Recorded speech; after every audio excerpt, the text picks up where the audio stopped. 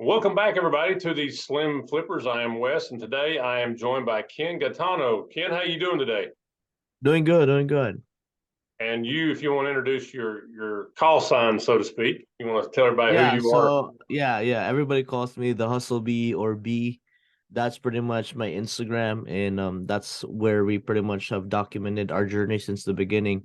We started back in 2017.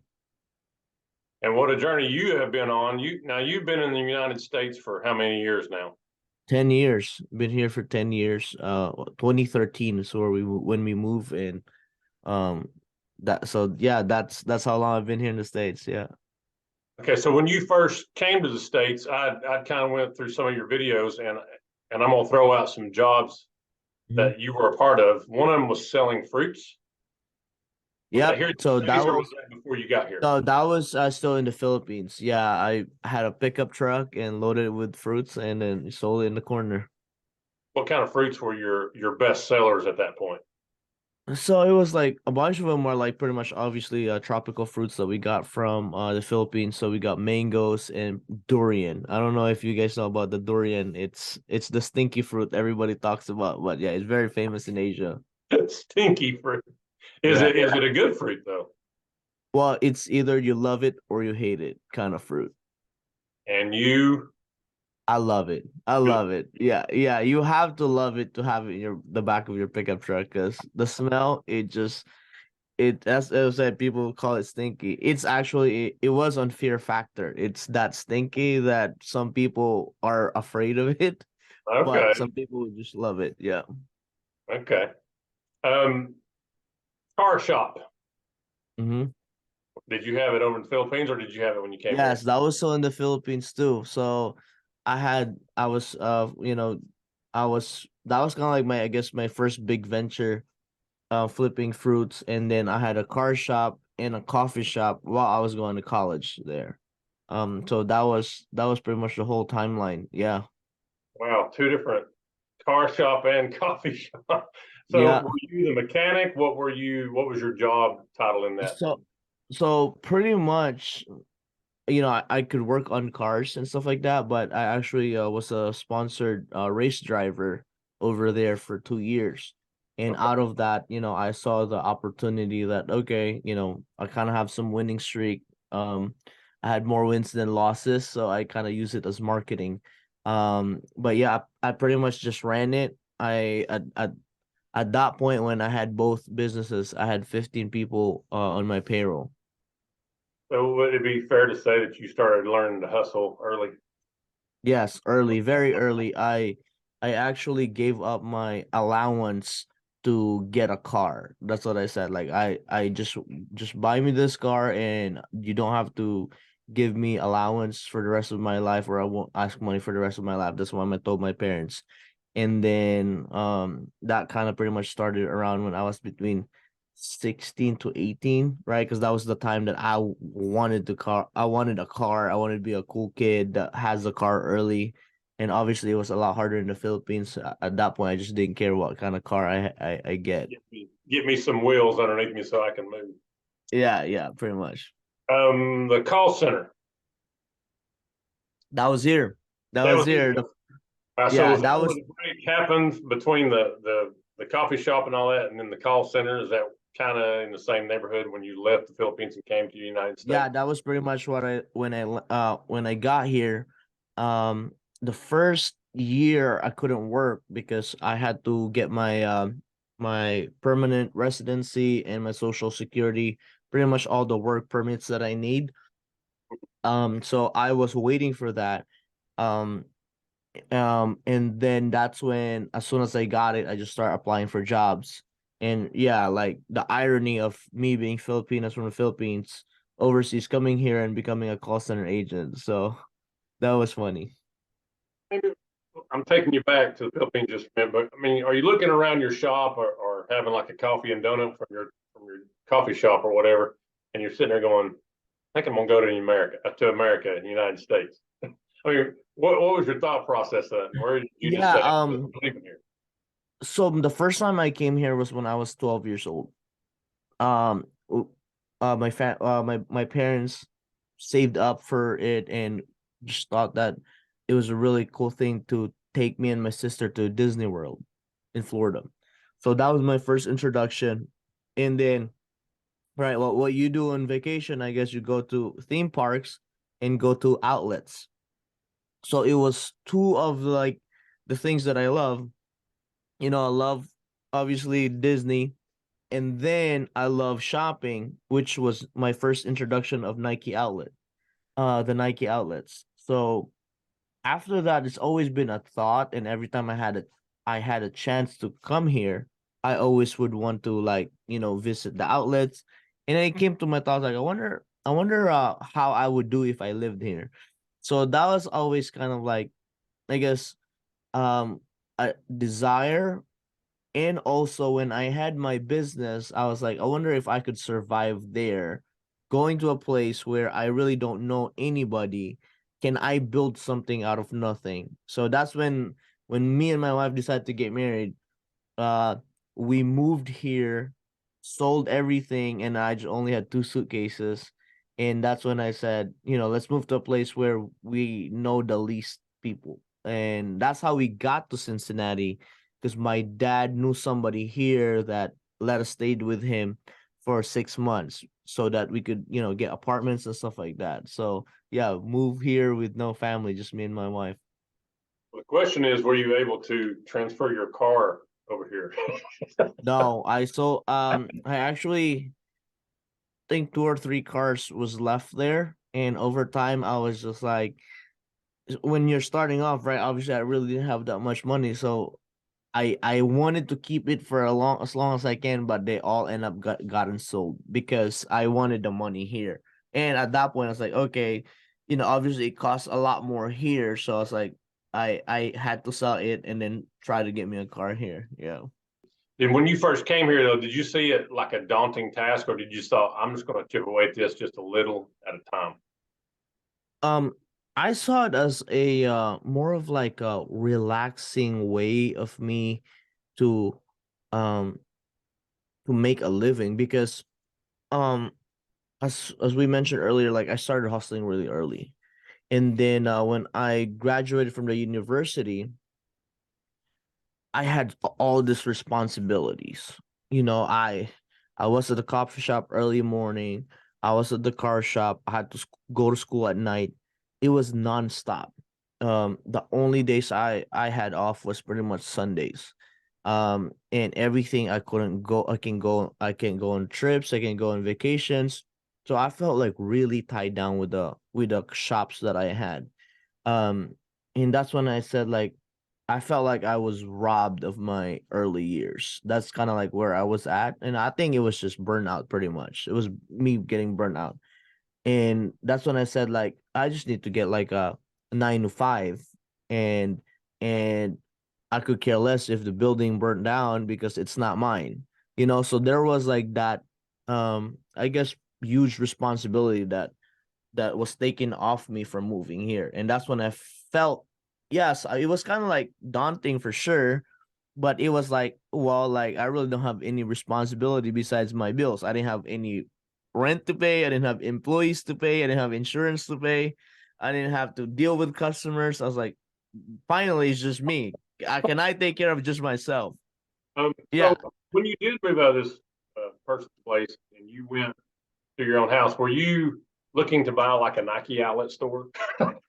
Just go ahead and start with all the shoes there and everything, because some of your videos I've seen all these shoes around your house. Well, I was just trying to buy stuff for myself. Growing up in the Philippines, just to give you a perspective, an hour stay here would be a day stay there. And yes, we get Nike, but it's the same cost. $100 shoe here is still $100 shoe there. So it's it's still like it's super expensive compared to what you were earning there. And come to think, like, wait, like I can work a day, give up a day for a pair of shoe here.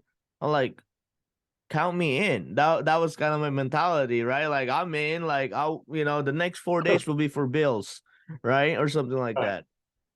So now, while you were at the call center, did you start your sourcing for sneakers and things No, like that, or did you quit the call center and just dive straight into doing your sneaker? It was the timeline was actually, I didn't plan of opening a business because I was just trying to get, a 9 to 5. And then the call center there's a lot of incentive based bonuses there. So which I love. I mean, like, I'm a go-getter. So I was like, okay, what are this bonus structure? What are these incentives? And I was just hitting it. And then became a from the bottom. I started from the bottom and then became a supervisor, became a sales lead, and then a trainer, and then I became one of the managers. And then this happened within, like, in a span of, I think, 2 years, something like 14, yeah, in the span of 2 years. And finally, I was like, okay, I want to play with the big boys, and I wanted to be upper management. And that's when they told me, it's like, whoa, whoa, whoa, you're moving up too fast. There's so many more people in front of you. Um, uh, like, you're the youngest. And that's when I was like, oh man, this is bullcrap. This is like I thought this was incentive based business. And now all of a sudden you come at me at seniority. And at this time, I was working so hard that I was tripling their best guy. I was tripling the production from their best guy.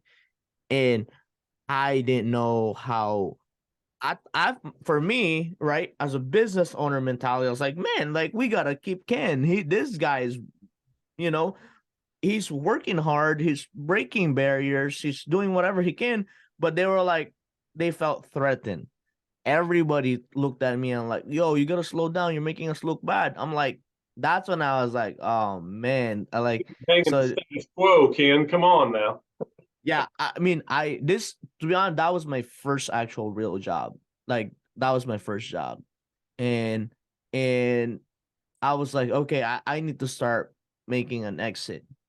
And that's when I came back from a vacation, had like a week off, just, trying to think what my next move is. And I was just getting really unhappy because, like, I had a target on my back and they were just nitpicking me and stuff like that. And so I literally just walked into, our site manager at that point. I just walked in and I said, my I came in on a Wednesday and I said my last day is Friday. And he's like, whoa, whoa, whoa, what are you saying? You can't do that. You gotta put a 2 week notice in. And then I responded, what's a 2 week notice? Didn't know. And that one, he got mad. He got mad and pretty much suspended me on my last day. They found something that I didn't do. There was a form that I missed. Suspended on my last day so they couldn't have a party. And all the agents under me, 25 of them, didn't go in on that Friday, and we all went to B Dubs. That's awesome. That's awesome. Well, I had met you virtually from last week's camp listing party. Mm-hmm. I ended up getting a ticket from Commonwealth Picker. Oh, nice. Yeah, Kevin. Yeah, good guy. He had given away. He was going through like 5 different things, giving them away, and you had to make a comment on some of his videos. So I kept commenting. Mm-hmm. Well, I didn't get any of them. Well, his son he does jokes on his show. And so Kevin said, if anybody just, send a joke so my son can read it. So I sent him the very first one that he had gotten. And somebody on there, fortunately for me, did not claim their virtual ticket. And so he had another one to give away. He said, I'm going to give it to the first person that sent my son a joke. And he gave it to me. That's cool. That's cool. So that's how I ended up being there. And I listened to you online. And I thought, I've got to talk to this guy. So through Instagram, I sent you the, would you ever want to do one with me? Just taking, a shot in the dark. And almost immediately you're like, yes, let's do it.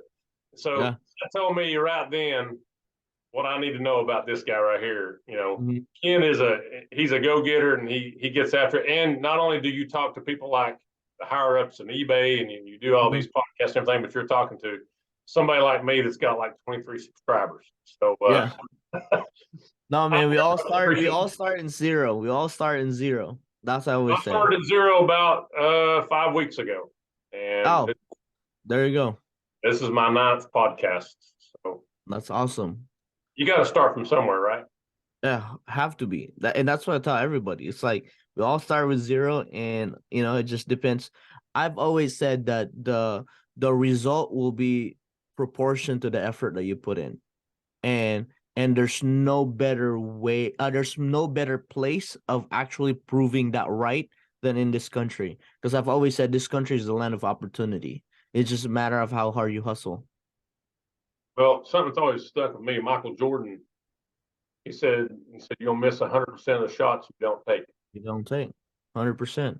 So I sent you that text. I thought, hey man, if you'd like to come on with me, and I honestly I didn't think I'd ever hear from you. And within 10 minutes, you sent me back, and I was like, wow, Yeah.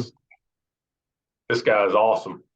So tell us a little bit about your experience at the camp listing party. How'd that go for you, and what are some of your takeaways from the party? Hmm. Yeah, I mean, it was very awesome. It was obviously the first camp listing party. I've been using List Perfectly for a few years now, and I just got connected with them because I just started asking more questions on how I could better use the cross listing um um service that they have. Um, it was awesome. I mean, there was such a cool diversity of sellers coming from my perspective because I obviously, like, within the last 2 years I've been more embedded in the sneaker culture. So everything I deal with is sneakers and brands. If you're familiar with Whatnot, I was hardcore Whatnot last year. I traveled with Whatnot last year. I did all the shows with them. We starting in May, with after May, because that was like our first intro to like going shows. After that, we traveled 68 flights going to different shows. So I was hardly home. Every weekend, it was always a show. I was going So to ask that you about was whatnot, but I mean, wow, you're very well ensconced with whatnot. Yeah, that was our world last year. So it's a very dog eat dog world, high end sneakers, fashion, a lot of younger people, way younger than me, that are, talk about go getter, like they're there to, make a statement. So camp listing was very refreshing because obviously, I would say it's a lot more mature people, and it's a lot more people that have had more life experiences. So that kind of was refreshing, that everybody had, like a really good, overall outlook for each other. Um, which I kind of missed because, I started in eBay. So eBay is like the community that I grew up in the selling world. And then, just within the last 2 years, I kind of got like distance. But besides that, like, it was good to meet people in different industry, like Commonwealth Baker, Carry American Arbitrage, Harry Tornado. Those are just the people that I don't get to rub shoulders with a lot. And finally I was there, and I was definitely trying to learn from those guys as much as I can. So you mentioned Harry Tornado. Are you going to go to FlipCon over in North I'm Carolina?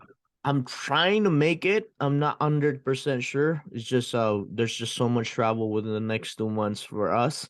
So as much as I can, I always try to attend them. So who knows? So I might pop in there. I would like to go, but I'm actually a school teacher. Okay.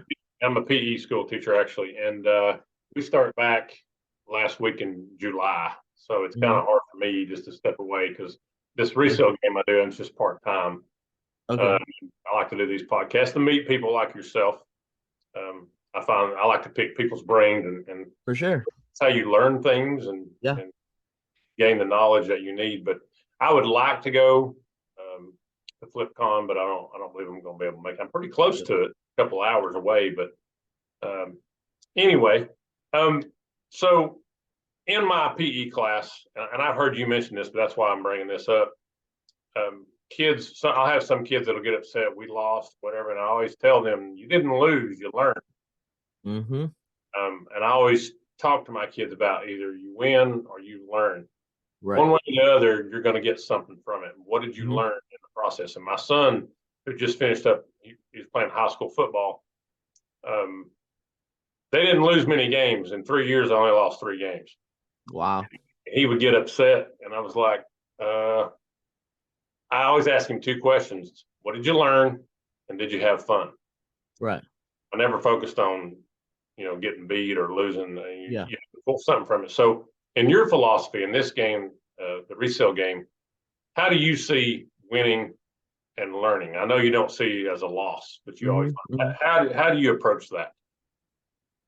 I think for me, in the resell game, right? It's an infinite game. That's one, right? It never really stops.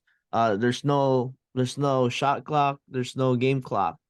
And that's why like it kind of takes the pressure off. If you understand that off the rip, it takes the pressure off that, oh man, I have to go here, in an hour, right? Like, right, in sports you're pretty much limited with time. In this one, there's no limit. So that's one of the things that I love about it. That pretty much it evens the playing field for everybody. So that's one that I see. Losing, I guess it would be for me like or learning, right? Would be bad buys, losing money. Um, but my dad always told me it's called charge to experience. So when something unfortunate happens, or especially in business, you lose money, you charge it to experience. Now my mentality is like, wait, like, did I just, you know, pay $20 to learn a lesson, or lose $20 to learn a lesson?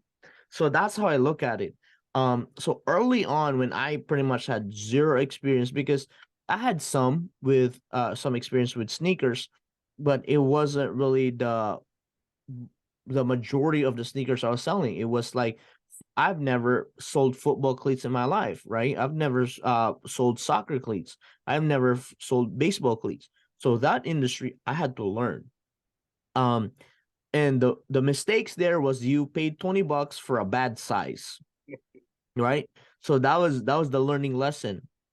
It was so funny because, like, after my first year of reselling, we were stuck with size 15, 17, 18. And then I started realizing, like, man, like, the chances of like a soccer player wearing size 15 is impossible, zero. And then for baseball, now you got to start, looking at and even football, you start looking at lineman versus skill player, the height of the linemen's versus the height of the skill players.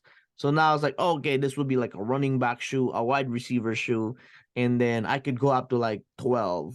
But anything more than that, like, there's really nothing, because everybody's at that point is like huge tight end, or some O line. So that was like the learning lessons that I did. And then early on, I focus on what not to buy. That's what I said, because there's millions of items you can buy. But I said, if I can compile and learn from what not to buy, the mistakes over time will be less and less and less and less. So that's how I saw it. So that's why, like, right now, I'm expanding to different brands, different styles, and I'm still compiling what not to buy. Well, in the camp listing party, they were talking about the death pile, Mm-hmm. and it kind of inspired me because over the weekend I ended up listing like 34 things out of my death pile. I'm Mm-hmm. like, I'm going to eat into that. I'm going to get rid of that death pile, Yeah. because to me, that is what's happened over this course. I've been a reseller now for a year. Mm-hmm. And over the course of the year, I've learned what not to buy, Right. you know, and the sizes, because I won't buy a shirt less now than extra large. It's got to be Mm-hmm. extra large up, because the Mm-hmm. smaller shirts and things like that, they just don't sell. Yeah. Um, but it makes you wonder why they make cleats, size 17 cleats for a soccer player. Have you Yeah. ever seen anybody ever wear it? I And mean, yeah, and there is, I don't know, but there might be a market for it, but again, it's like you get it from the outlets, the discount retailers. obviously Nike didn't sell them on their website. That's why it got there. Well, and we were talking off camera about the Nike outlets and the clearance racks and stuff like that. You know, those shoes are going to end up there. But what kind of shoes can you source in those clearance racks that are worthwhile? I mean, there's a lot because like how they clear and stuff is they always come up with a new model every year. So whether it does well or not, it's gonna end up in a clearance. So that's why sometimes you still have like high value items like the 150 $180 items that would get there, and you could get it for 50 60 bucks. The only difference is there's going to be less of the desirable items there, and there's going to be more of the stuff that are less non-desirable. So when I see like, okay, there's still so many of these, that means it didn't do well at retail. So I'm not expecting to sell this on retail. Now I'm looking automatic, can I sell this at half retail? And that's when research comes, right? Like obviously a shoe is I think every shoe is worth half its retail price. I think consumers are willing to pay half off on the resale side to get a discount. Now I'm thinking like, hey, can I buy this half of half, right? So I could double my money, plus minus after the fees. So Well, that's kind of like my mentality. right, and that's the way of looking at it. If I can get it half for half, Hmm. Yeah, and make double your money, yeah, that's a good way of looking at it. That's yeah, actually really really strong advice. I've never really thought yeah, of it. yeah. Hmm. So, in thinking about the winning and the learning, what would you think would be one of your biggest wins in your resale game overall since you've been doing it? I mean, the biggest wins like last year we bought this house. That was huge. Coming from a two-bedroom apartment, we stuck there as long as we could. I think we had 2,000 pairs at one point in a two-bedroom apartment. And finally got in here. I mean, I think this was like a huge kind of like um it was like we were able to breathe in a way, space wise, life wise, that all the operation is under the basement. So like I guess materialistically that this would be a big win. But I think the big win that I didn't expect off the rip when I started, because I think at the end of the day, you want to be successful, you want to be able to buy everything that you need to expand the business. I've always, saw that coming in a way, right? It was just a matter of time or how well the business does. Um, but so that was it, the house was big last year. But this year is looking back at the 7 year journey is pretty much the influence that I made through Instagram. I never set out to do what we do now. I would say half of my time now is dedicated to community building and working with brands, working with different platforms. Um, whether it's marketing, whether it's research study, whether it's uh, feedback, whether it's doing all the speaking engagement, doing traveling. So I think that's something that like I felt I've always had it in me. I felt like I was always inside me, but I was always just, again, I don't want to be that guy to be telling people what to do, how to be successful, and not have a successful business. Like I've always been like I can teach you the path I've been, and because I'm an expert at that point. Like I'll guide you through my same path, and you will definitely make a lot less mistakes than I am. So that was kind of my mentality of, the community, teaching and building the community. So those are the two things. Well, you're living the talk and walking the walk, so to Mm-hmm. speak. I told you I was a PE teacher. I look at it too. The kids have to see me being Mm-hmm. healthy, and I Right. have to, you know, put my best foot forward and make sure. And I'm also a high school and college basketball referee, so they know I do a lot of exercising, Oh, nice. and I run up and down the floor constantly. But they they know I mean, I get out there, play with them, run with them, exercise with them. I do it all. And like you were talking about, I work on my story right along with them. What would be your superpower?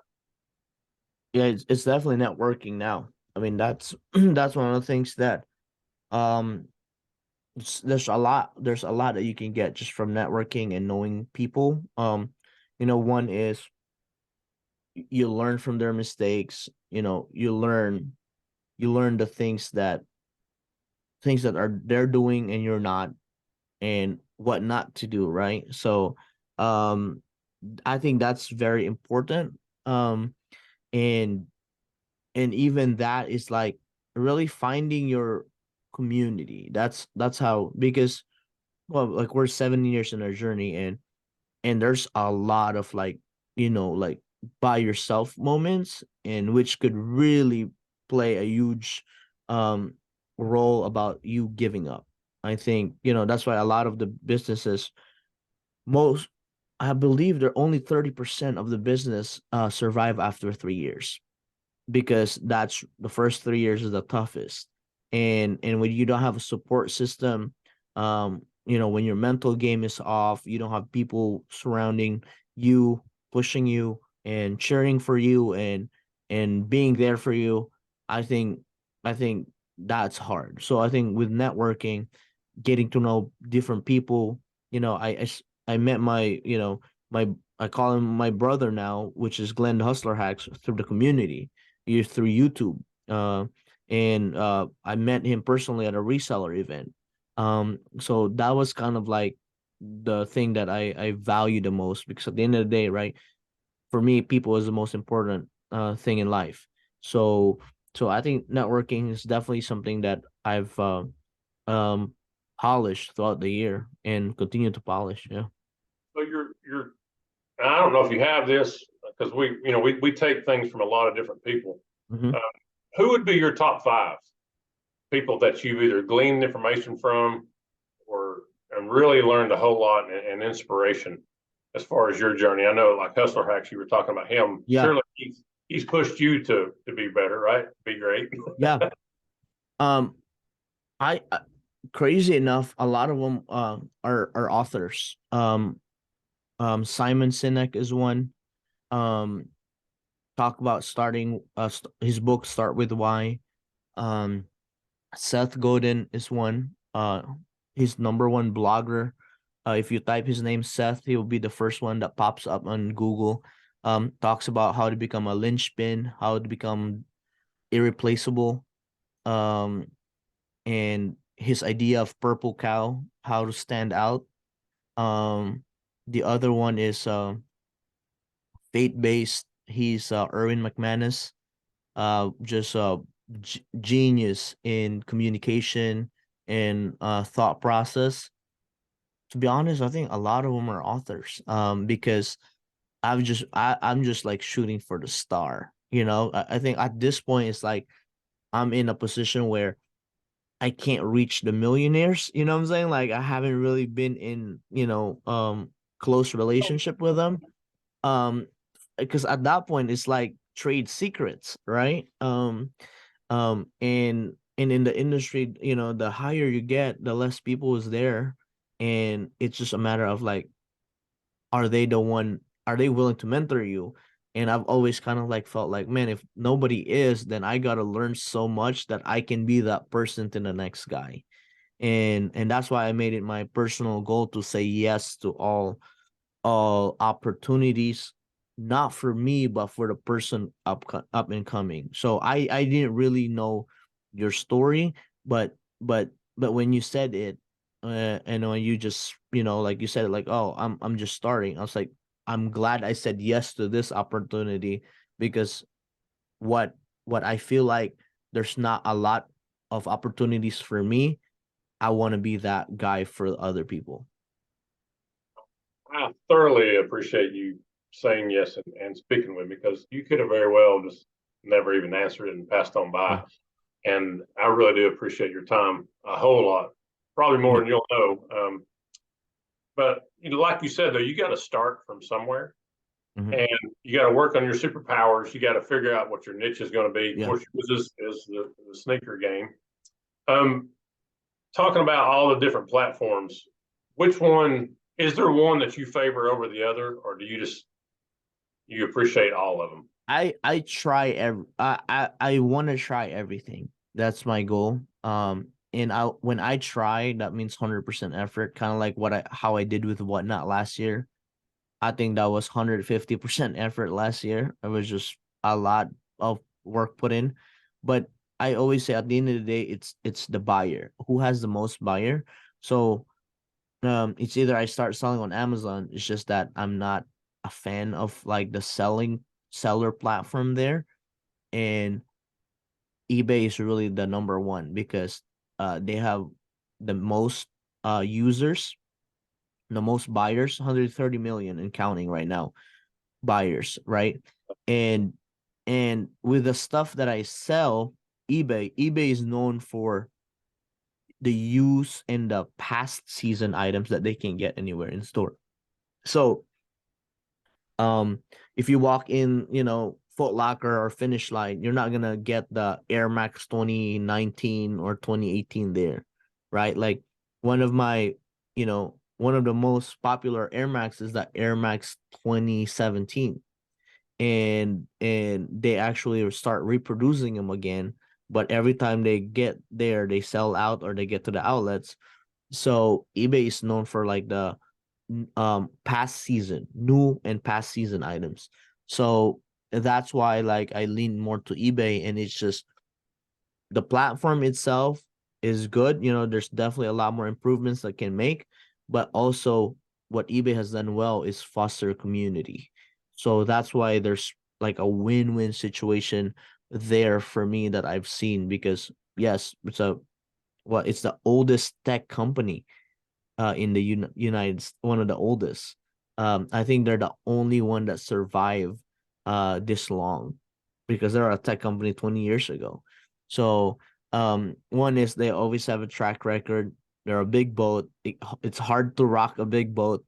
So that's kind of like my mentality right now. Everybody else is up and coming, besides Amazon. But eBay's been really solid. I like what you said earlier about at the top. It gets lonely up there because there's not many people there. Yeah, And you've always heard that saying, "It is lonely at the top." yeah. What do when you get there? And you turning around and giving back, because the way you climbed, you've had to have people get you Hmm. where you are. Yeah. And you always have to remember where you came from. And I think you are on a great trajectory in your life and where you're going. I was just thrilled to see you at Camp Listing Party and to listen to you. Um, so I'm gonna give you a scenario. Okay, Yeah. you're you're a teacher. First day of Right. school, you're walking into a classroom full of resellers. What is your lesson? What is the very first thing you hit them with? You've got some that have been reselling for a while, some like me that are just starting out, Mm. some that are thinking about getting into it, some want to get out. Right. What's your lesson like? Where are you going with that? I always gotta start with the basics.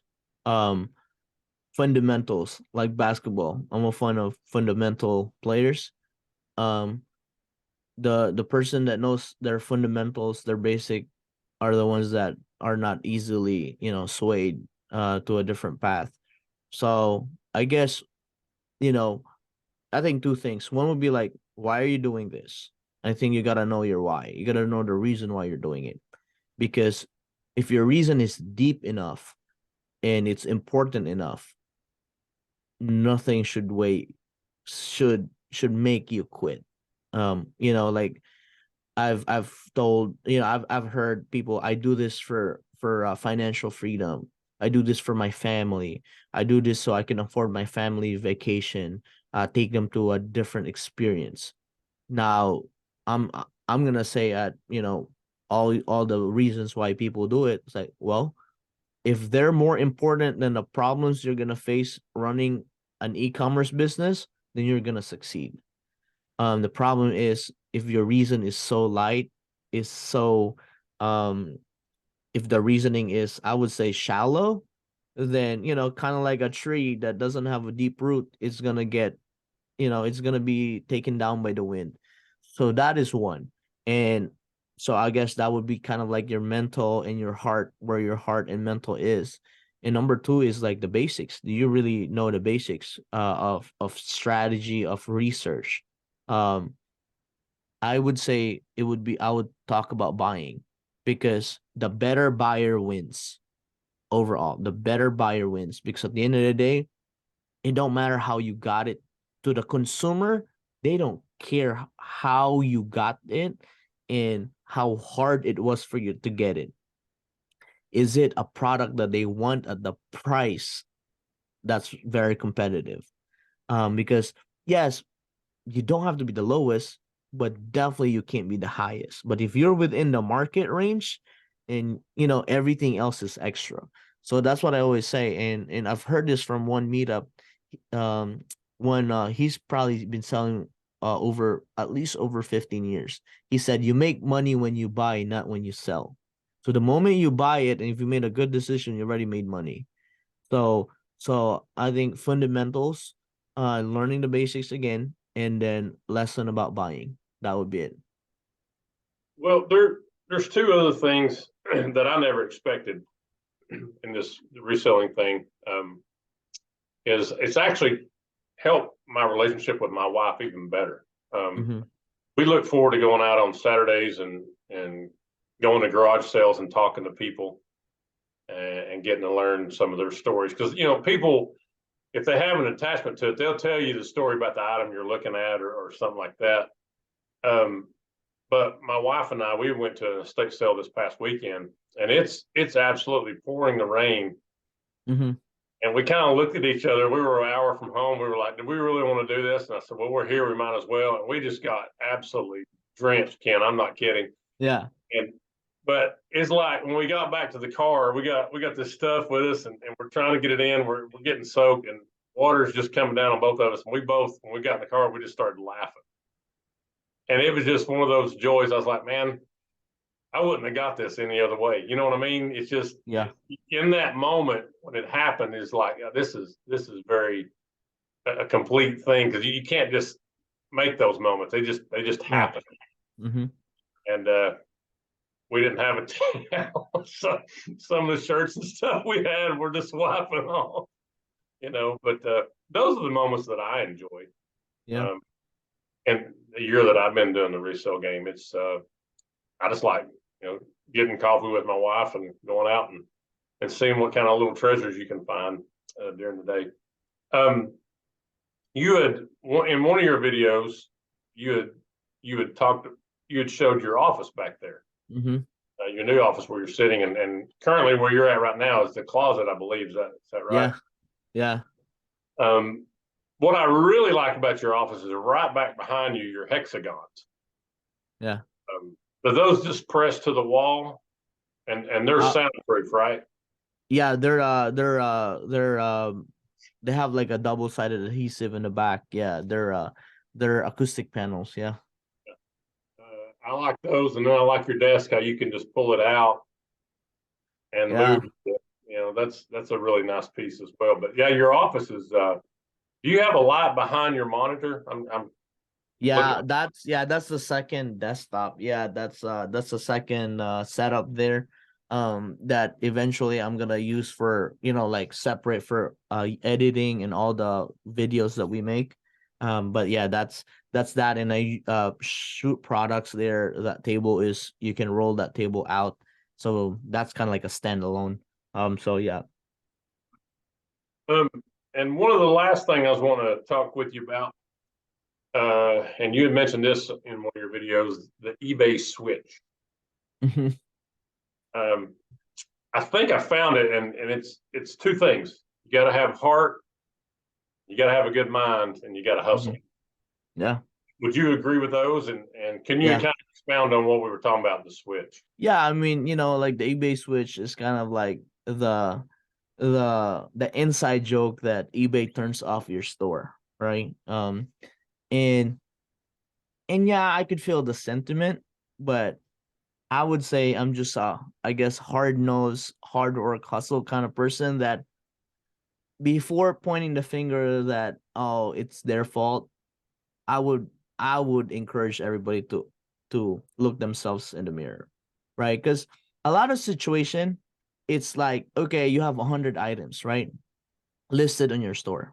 Next thing you know, 20 sold in 2 weeks, right? Let's just say slow, not fast.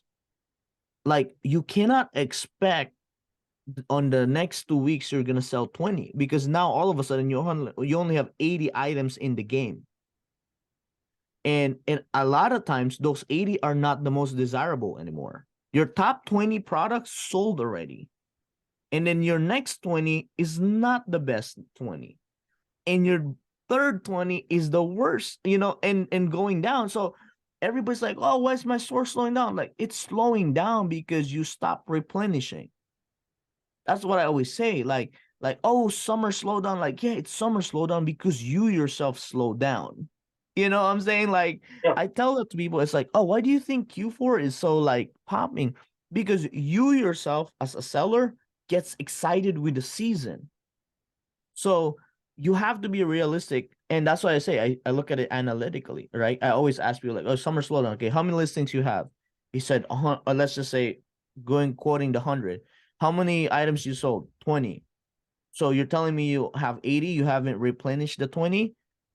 And that if you haven't replenished the 20, don't expect to get the same results. So there is no switch. The switch is you. And if you want to grow your business, you have to list more than what you sell. That's why I tell people. That's why having a big store is actually it's easy to look at it, but I come replenishing it when you sell 200 products in 1 week, you gotta source 200 products for the next week, and like and you have to prepare that. That's why at my pace right now we have zero death piles because because of because That's why all. would I one why would I have a death pile? Because it's money sitting, or two, I need to keep up. So inventory wise, we haven't really value we have grown, but quantity we haven't because we're at a point that it's starting to get harder to replenish. Don't have a death pile.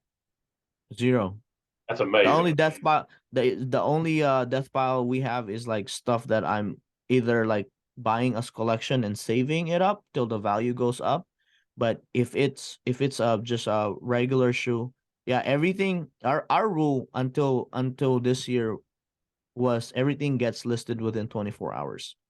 So as full-time resellers, we've made it a rule since the beginning. So we don't well usually when we source, um we get home, take a nap, and then list and we sleep after everything gets done.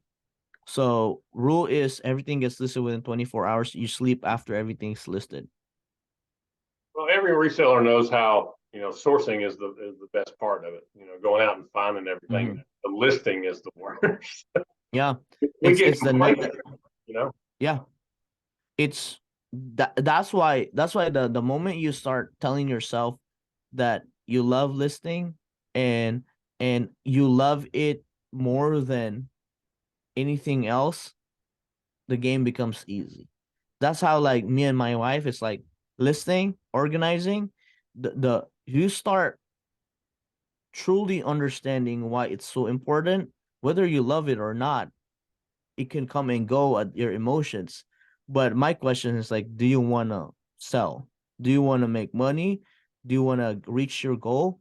And I said, take away sourcing for fun, make listing fun because at the end of the day it's mental game at that point, right? It's just like working out. It's like shooting free throws. It's the most boring thing to do. It's like running suicides laps. Like it's the most boring thing to do, but it builds your stamina. Come game time, everything becomes easy. So that's kind of like how I look at it, is like really working at it, putting the work in front, because when you do the work in front, you're gonna be the one that's gonna outlast everybody, the one that has more stamina in the game. What about the products though that you have? Let's say you've listed 400 items Mm-hmm. and you're selling like 3 or 4 items on a weekend. What about those items that have been sitting there for a while? What do you do with those? So right now we're at a 6 month clearance. So when it comes to 6 month point, I start lowering the pricing. So at that mark, every 30 days it starts getting lowered every 30 days. Do you see So the product starting to move at that? yeah, yeah, obviously there's a threshold, right? When it becomes too cheap, people start buying. And um 3 to 6 month mark, most products will have watchers and stuff like that. And I probably would say even at this point, 10%, we have like, kind of like the bad buy 10% rate of stuff that I'm just trying to get my money back and get out of this. And those are the lessons. You call it the bottom, right? The Yeah. worst 10% are your lessons. Well, after a camp listing party, like I said, I'd come and I decided I was going to attack my death pile. Yeah. And I over the weekend I got several things listed on there, and within within an hour I had about 4 things sell, which was Yep. kind of amazing. So you turn on the switch. Yeah, yeah, the switch is full on. But for me, it's not only attack, attack, attack. I'm going to have no death pile at some point. Yeah. That's where I'm going to be. Um, but I'm looking back at over the course of the year. I mean, I've still got things sitting there from a year ago that I listed very Yeah. first, and I'm like, boy, that was a mistake. I shouldn't have bought that. I shouldn't Yeah. have bought that. I don't know whether to either like you said, lower the price and get Hmm. those things out, which is a great idea, or just open up a garage sale and go Yeah. here. Just Yeah. get. So that's kind of like what we've done with Whatnot now. Whatnot is like our clearance. I started at my break even, and if it goes, it goes. And then the next round, if it's still sitting there, I start losing money just to get the money back. Well, that's definitely 2 things that I'm working on, and that's what I'm gonna go with. The very last thing I'm gonna talk to you about, and I don't know if you know about this shoe. I talk about on it with Prison to Profit in my video. The Converse Weapons. Have you ever heard of those shoes? Yep, I've heard of them. I used to own a pair of those Uh-huh. up until about a month ago, and I played high school basketball in the mid '80s, so I'm a little bit older, but I held on to those shoes for 36 years. And when I Wow. became a reseller, I mean, I just packed them away, kept them. Yeah. And of course, they get a little dry rot going and all that kind of stuff. Yeah. But I sold those things for $75, Mm-hmm. pair of Converse Weapons, and people were like ecstatic to get it. But wasn't sure if you knew about that brand, but look who I'm talking to, right? Yeah, they came back. That's why they came Oh, back. Yeah, they remade them. The only reason why, because it's definitely an old looking shoe. It's an old style, and Converse remade them. And Converse is actually low key. Converse is actually owned by Nike now, so they usually have like the same sales, clearance and stuff like that. Yeah, I believe we bought like 30 pairs of the weapons, and I think we got them around like $16 after like it was clearance because obviously it's not today's style, but at $16 it was no loose, and we were flipping him for $50. well, I mean, like I said, I only wore these in like 4 or 5 games and just packed them Hmm. away. I Yeah. didn't I didn't wear them. They were the originals. Yeah. Larry Yeah. Bird, Magic Johnson, all those guys wore those No. back in the day, but had to have them. But anyway, well, that is all the time today that we have with Ken Gaetano. Thank you so much for joining us um, on the Slim Flippers podcast. We really appreciate your time. And You can follow me everywhere on the Hustle Bee, on eBay, here on Instagram, and TikTok. So, and even YouTube. So we're gonna start ramping up our content. so the Hustle Bee, find him there and Yeah. find us at the Slim Flippers on Instagram, Facebook, and just about anywhere else you can. Yeah. We're trying to be everywhere. But that's how you grow your business. Yep. Just branding. Yep. Well, thank you so much for your time, Ken, and we appreciate you stepping in and talking to us today. We hope you have a great day. For sure, for sure. Thank you. Thank you for the opportunity to share the story. And I always tell everybody, never settle. Go for bigger and better things in life. Thank you so much. Have a great day.